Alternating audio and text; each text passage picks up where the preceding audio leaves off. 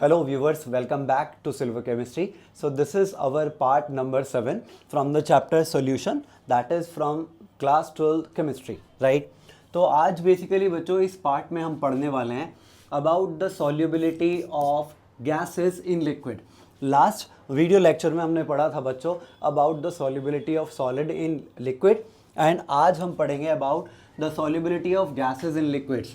Majorly हमें जो चीज़ concentrate करनी है मेजरली फ्रॉम दिस पार्ट या फ्रॉम दिस टॉपिक, वो हमको करनी है बच्चों व्हाट आर द फैक्टर्स, कौन कौन से ऐसे फैक्टर्स हैं जो इफेक्ट करते हैं solubility of gases in liquid, right. तो मैं लिख रहा हूँ factors affecting solubility of gases in liquid, right. तो मेजरली तीन फैक्टर्स जैसे हमने पढ़े थे solubility of solid in liquid में, वही तीन फैक्टर्स हमें यहाँ पे भी पढ़ लेने. सबसे पहला फैक्टर बच्चों जो हम डिस्कस करेंगे that is nature of solute, nature of solute and solvent, right. तो यहाँ पर भी वही गोल्डन रूल फॉलो करेंगे जो हमने फॉलो करा था solubility of solid in liquid में कि लाइक डिजॉल्व्स लाइक. इसका मतलब फिर से बता देता हूँ बच्चों कि जो हमारे पोलर सॉल्यूट्स होंगे, बेसिकली यहाँ पे पोलर सॉल्यूट गैसेस होंगी, तो मैं बोलूँगा polar solute will dissolve in polar solvents, right. तो भैया पोलर गैसेस जो डिज़ोल्व होंगे वो पोलर सॉल्वेंट में ही डिज़ोल्व होंगी. जैसे कि फॉर एग्जांपल अगर मैं बात करूं कुछ पोलर गैसेस की, जैसे कि HCl, जैसे कि अमोनिया, NH3, जैसे कि सल्फर डाइऑक्साइड, तो ये डिज़ोल्व होंगी. ये सारी की सारी कैसी गैसेस हैं बच्चों? Polar gases. They will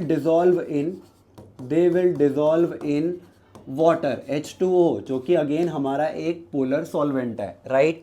similarly मैं कह सकता हूं बच्चों जो नॉन पोलर सॉल्यूट्स होंगे यानी कि नॉन पोलर गैसेस होंगी, they will dissolve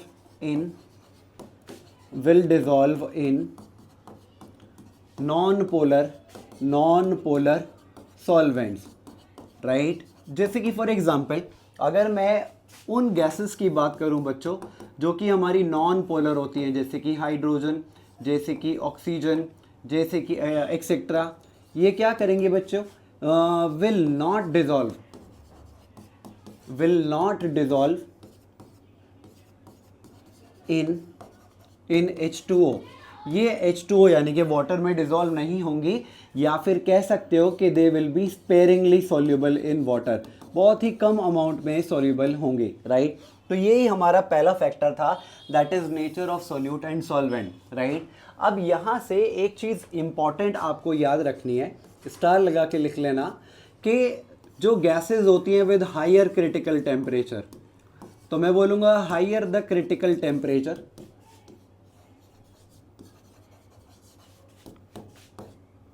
more it can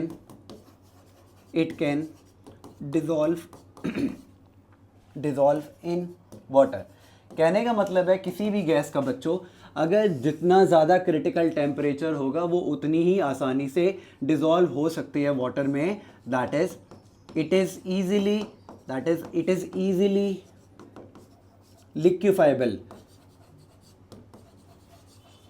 लिक्विफाइबल in water, right. तो ये एक इंपॉर्टेंट बात है जो आपको याद रखनी है, यानी कि higher the critical temperature more it can dissolve in water, that means वो इजीली आसानी से लिक्विफाइबल होगी वाटर में.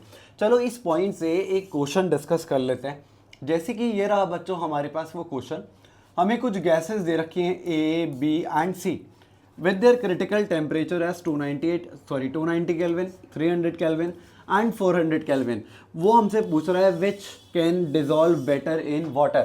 अभी जैसे कि मैंने आपको बताया जितना ज़्यादा हमारा क्रिटिकल टेम्परेचर होगा, higher the critical temperature more it can dissolve in water, उतनी ही ज़्यादा वो वाटर में डिज़ोल्व कर जाएगी. तो फ्रॉम द ऑप्शंस गिवन सबसे ज़्यादा क्रिटिकल टेम्परेचर किसका दिख रहा है? ऑब्वियसली गैस नंबर C का. तो करेक्ट आंसर हो गया हमारा C. तो ये चीज़ ध्यान रखना.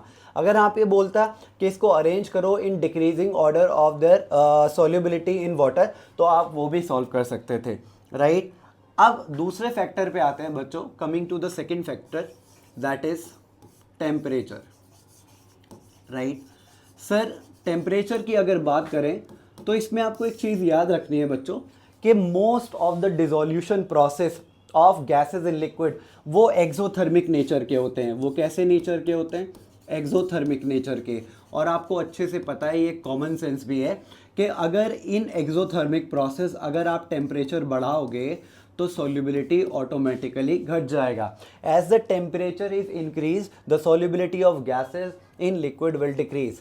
जैसे कि फॉर एग्जांपल अगर मैं बात करूं, मेरे पास एक कंटेनर है और उस कंटेनर के अंदर लेट अस से वाटर पड़ा हुआ है, राइट। और साथ ही साथ इस वाटर के साथ साथ वहाँ पर कुछ डिज़ोल्व हैं बच्चों, कुछ डिज़ोल्व हैं गैस के मॉलिक्यूल्स, राइट, गैस के मॉलिक्यूल्स। अब आपको पता होना चाहिए ये जो गैस के मॉलिक्यूल्स हैं they already have some amount of kinetic energy in them, जिसकी वजह से वो वाइब्रेट करते हैं, राइट। अगर आपने इसको और टेम्परेचर प्रोवाइड कर दिया बाय हीटिंग इट तो ये काइनेटिक एनर्जी और ज़्यादा बढ़ जाएगी एंड ये जो पार्टिकल्स हैं, ये जो गैस के पार्टिकल्स हैं, they will gain more kinetic energy, thereby ये क्या कर सकते हैं, they can escape out of this solution, thereby decreasing the solubility. फिर से बता देता हूँ बच्चों, ये जो गैस के मॉलिक्यूल्स हैं ऑलरेडी इनके अंदर कुछ काइनेटिक एनर्जी होता है, लेकिन अगर हमने बाहर से इनको और हीट दिया तो इनका काइनेटिक एनर्जी और ज़्यादा बढ़ जाएगा, जिसकी वजह से ये और रेंडमली और ज़्यादा तेज़ी से वाइब्रेट करेंगे एंड हो सकता है due to the increase in kinetic energy they can gush out of the container, they can escape out of the container, जिसकी वजह से सॉल्युबिलिटी घट सकता है, राइट। अब ये हो गया हमारा टेम्परेचर का केस। सिमिलरली अगर हम बात करें the third factor that is pressure, right, that is pressure. This is one of the most important topic from this part, right। अगर हम प्रेशर की बात करें बच्चों तो आप समझ सकते हो कि जैसे जैसे आप प्रेशर बढ़ाओगे, एज प्रेशर इज इंक्रीज तो solubility will also increase, right. अगर इसकी बात करें, ये तो एक कॉमन सेंस वाली बात है। लेट अस से फॉर एग्जांपल मेरे पास एक कंटेनर है, उस कंटेनर के अंदर मैंने वाटर डाल रखा है एंड उस वाटर के अंदर there are some particles of the gas, उसके अंदर कुछ गैस के पार्टिकल्स हैं, ये रहे, राइट। एंड साथ ही साथ इस सरफेस पे भी क्या है, देयर आर सम गैस के पार्टिकल्स, राइट। और जब मैंने यहाँ पे with the help of a piston, मैंने एक पिस्टन लगाया एंड मैंने अप्लाई करा बहुत ही कम प्रेशर, तो हो सकता है कि very less molecules of gas will get into the solution, ये रहे यहाँ गैस के पार्टिकल। लेकिन अगर मैंने सेम कंटेनर लिया with same amount of water and मैंने अब की बार सेकंड वाले केस में ज़्यादा प्रेशर लगा दिया एज ऑफ बिफोर, तो हो सकता है, याद रखना ये सेम अमाउंट का वाटर लिया है एंड सेम अमाउंट की गैस ली है, राइट। तो हो सकता है this time more and more gas के molecules can get into the solution, जिसकी वजह से इसका सॉल्युबिलिटी जो होगा बच्चों वो बढ़ जाएगा। तो हम कह सकते हैं that as pressure is increase the solubility also increases, right. साथ ही साथ याद रखना बच्चों, there was a person called Henry, उन्होंने इस कॉन्सेप्ट पे एक मैथमेटिकल एक्सप्रेशन भी दिया था। इनिशियली उन्होंने क्या करा था बच्चों, उन्होंने यहाँ एक कंसंट्रेशन टर्म यूज़ करा था जिसको हम बोलते हैं as mole fraction, right, mole fraction, right. अब सर उन्होंने मोल फ्रैक्शन क्यों यूज़ करा था? उन्होंने मोल फ्रैक्शन को यूज़ करा था as a measure of concentration of any particular gas in the solution. मान लो अगर मैं बोलूँ कि भाई इस सॉल्यूशन के अंदर कितने अमाउंट का गैस है, तो that means I am talking about any concentration, तो कंसंट्रेशन को मेजर करने के लिए कोई कंसंट्रेशन टर्म यूज़ करना पड़ेगा एंड वो कंसंट्रेशन टर्म हेनरी ने यूज़ करा था mole fraction and he gave a law जिसको हम फेमसली बोलते हैं as Henry's law, very very important. इस हेनरीज लॉ में इन्होंने बोला था the partial pressure of the gas in vapor phase in vapor phase is directly proportional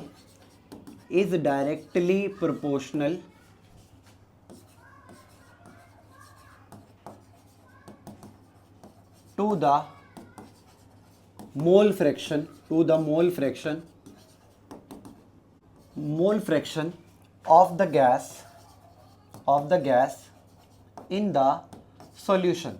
So this was the statement that was given by Henry in his law that is famously known as Henry's law. तो ये बहुत ही important law है, इसको याद कर लेना बच्चों. The partial pressure of the gas in vapour phase, जिसको स्मॉल p से डिनोट करते हैं, वो बोले is directly proportional to the mole fraction of the gas in the solution.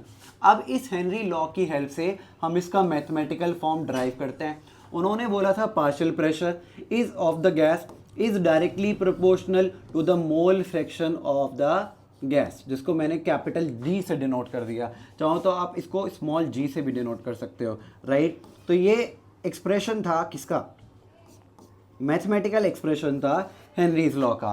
अब हमको करना क्या है, हमको ये प्रोपोर्शनैलिटी का साइन हटाना है और एक कांस्टेंट इंट्रोड्यूस करना है which is nothing but KH.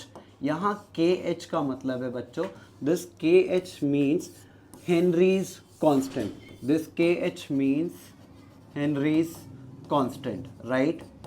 अब साथ साथ में याद रखना बच्चों, ये जो हेनरीज कांस्टेंट है ये डिपेंड करता है दो चीज़ों पे. पहला नेचर ऑफ द गैस पे एंड टेम्परेचर पे, राइट. तो मैं यहाँ लिख भी देता हूँ, इंपॉर्टेंट चीज़ है कि हेनरीज कांस्टेंट रीजन असर्शन में ये पूछ सकता है. Henry's constant depends on two factors, दो चीज़ों पे ये डिपेंड करता है. पहला number 1 nature of gas, right.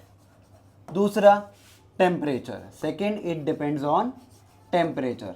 साथ ही साथ में एक और इम्पॉर्टेंट चीज़ है अबाउट दिस हेनरीज कांस्टेंट, वो भी आपको याद रखनी है कि this Henrys constant is constant for a particular gas but it is different for different gases, right. कहने का मतलब ये है कि एक पर्टिकुलर गैस जैसे कि ऑक्सीजन, उसके लिए तो ये कांस्टेंट है but for different gases it is different, right. तो मैं लिख भी देता हूँ अगेन ये लाइन कि जो KH है यानी कि Henrys constant is constant for a particular gas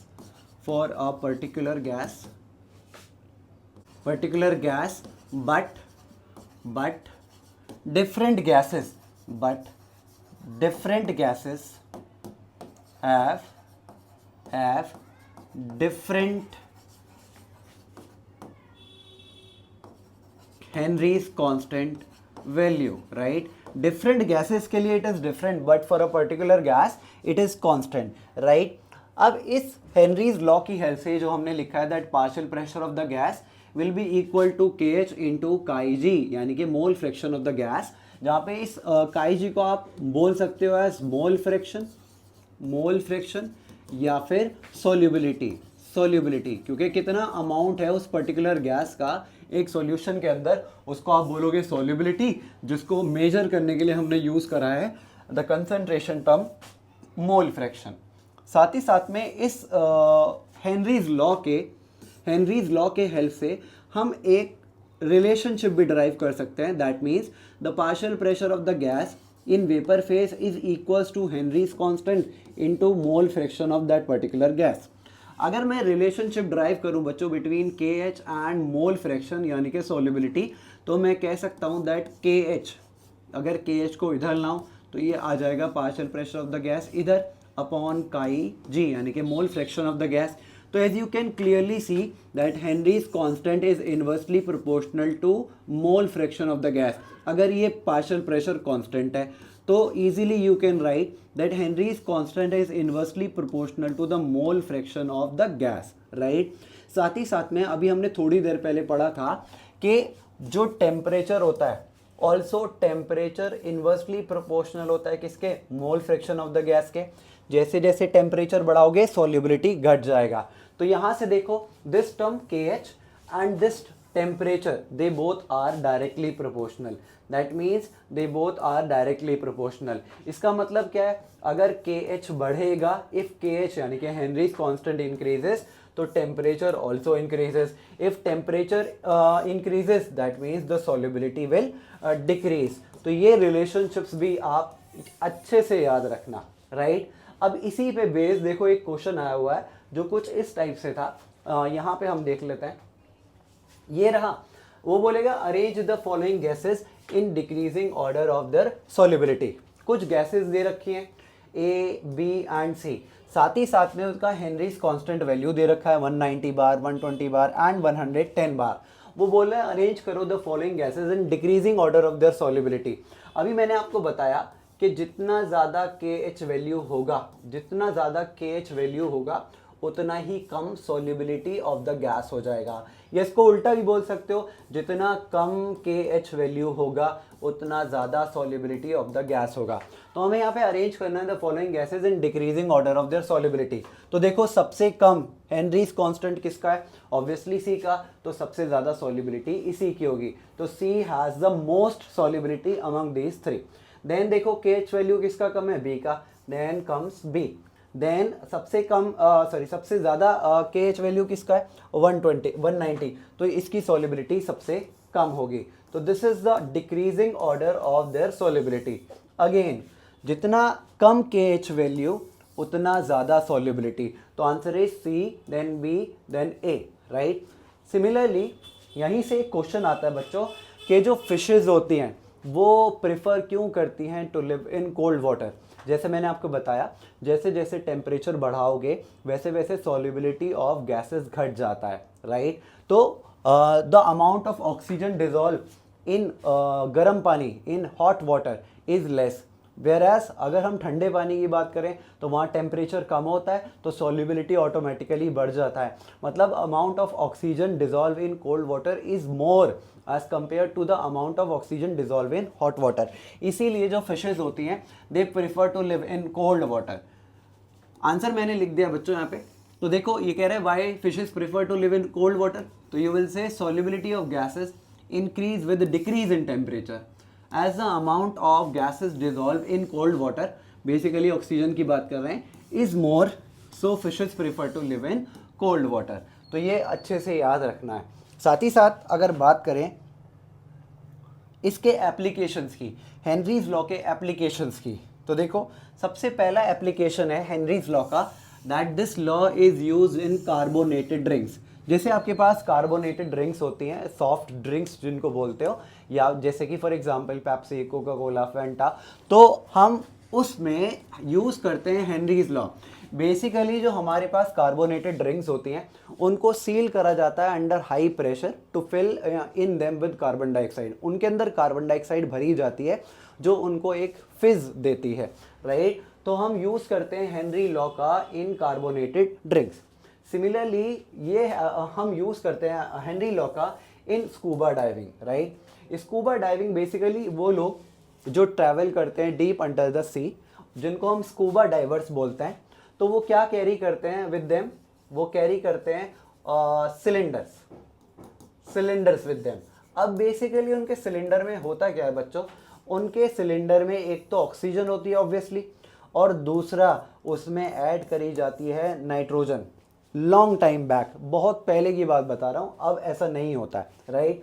पहले होता क्या था बच्चों, जो स्कूबा डाइवर्स होते थे, जो deep under the sea travel करते थे, उनके सिलेंडर्स में there is oxygen, and oxygen की कुछ प्रॉपर्टीज़ को सेटल डाउन करने के लिए हम वहाँ पे यूज़ करते हैं नाइट्रोजन का, राइट। तो ये जो दोनों मिक्सचर हैं oxygen and nitrogen, scuba divers अपने साथ कैरी करते थे while they were travelling deep into the sea.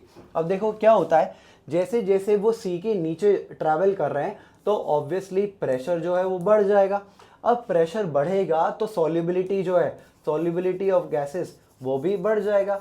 अब जैसे जैसे वो नीचे जा रहे हैं तो मोर and more amount of oxygen and more amount of nitrogen will get dissolve into their blood. ज़्यादा से ज़्यादा ऑक्सीजन एंड नाइट्रोजन उनके ब्लड में घुल जाएगी।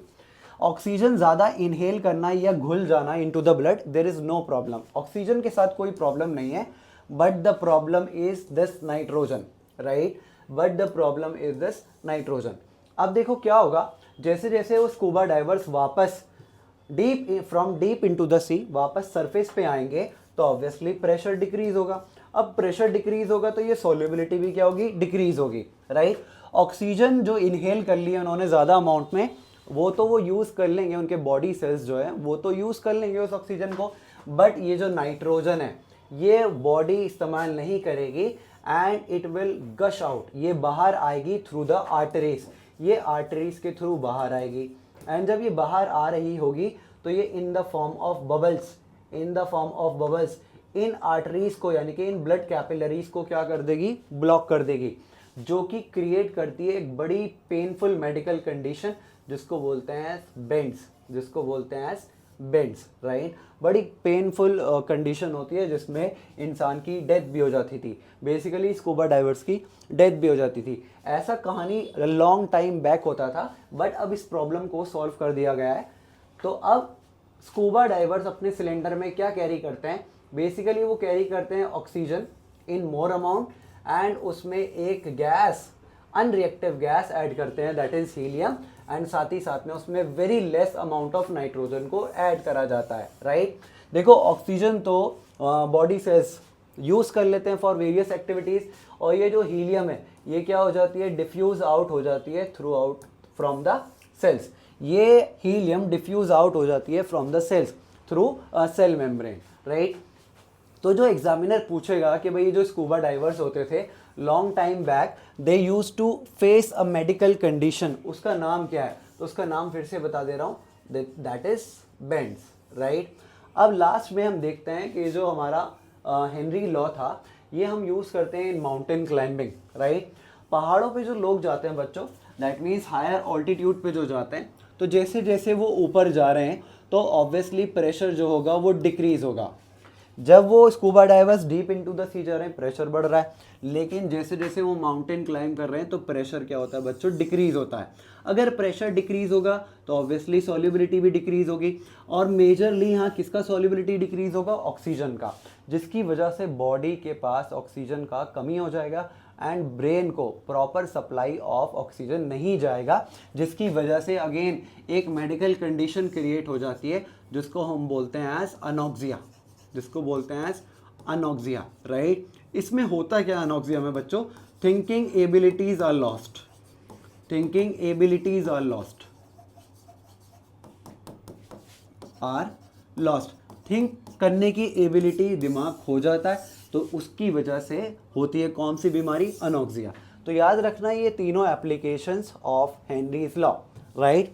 अब साथ ही साथ में एप्लीकेशंस के साथ साथ इसकी कुछ लिमिटेशंस भी हैं, वो भी एक एक करके देख लेते हैं। ये देखो मैंने लिख रखा है लिमिटेशंस ऑफ हेनरीज लॉ। सबसे पहली लिमिटेशन ये है कि it works only at low pressure and low concentration. ये हेनरी लॉ सिर्फ और सिर्फ वर्क करता है at only low pressure and low concentration. For the gases which have extremely high pressure वहाँ पे ये लॉ वर्क नहीं करता, राइट।